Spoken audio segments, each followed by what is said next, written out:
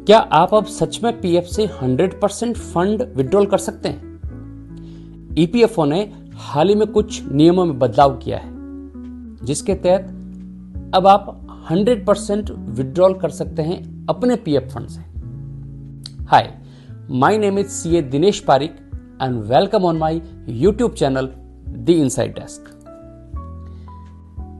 EPFO के नए नियमों के तहत अब आप 100% विड्रॉल कर सकते हैं, लेकिन आपको 25% मिनिमम बैलेंस भी रखना होगा अपने अकाउंट में।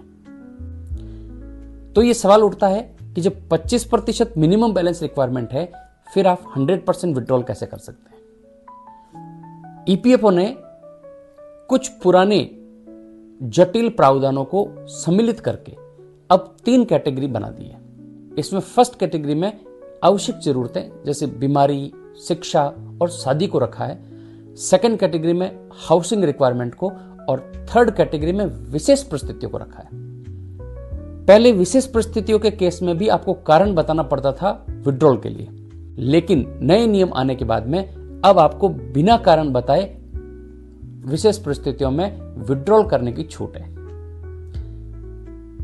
100% किन परिस्थितियों में आप विड्रॉल कर सकते हैं? अगर आप नौकरी छोड़ रहे हैं या फिर रिटायरमेंट ले रहे हैं, आप परमानेंट रूप से विदेश में बस रहे हो, या फिर विशेष परिस्थिति के केस में। क्या है ये विशेष परिस्थिति?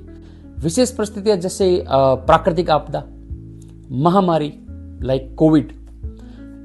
पहले इनमें आपको कारण बताना पड़ता था, जिसमें काफी टाइम लगता था, लेकिन अब आप बिना कारण बताए 100% फंड विड्रॉल कर सकते हैं, जिससे ये प्रक्रिया काफी आसान और सहज हो गई। अगर आप अभी भी नौकरी में बने हुए हैं, उस केस में आपको 25% अमाउंट पीएफ में एज ए फिक्स्ड बैलेंस रखना पड़ेगा, जिस पर आपको एनुअली 8.25% कंपाउंड इंटरेस्ट मिलेगा। आइए देखते हैं ईपीएफओ के पुराने नियम और नए नियमों में क्या बदलाव हुआ है। प्रीमैच्योर सेटलमेंट और पेंशन विड्रॉल।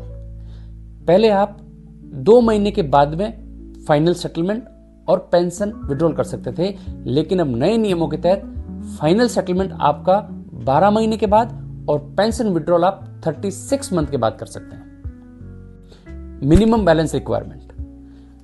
पुराने नियमों में इसका कोई प्रावधान नहीं था, लेकिन नए नियमों के तहत अब आपको 25% बैलेंस एज ए फिक्स्ड होल्ड करके रखना पड़ेगा।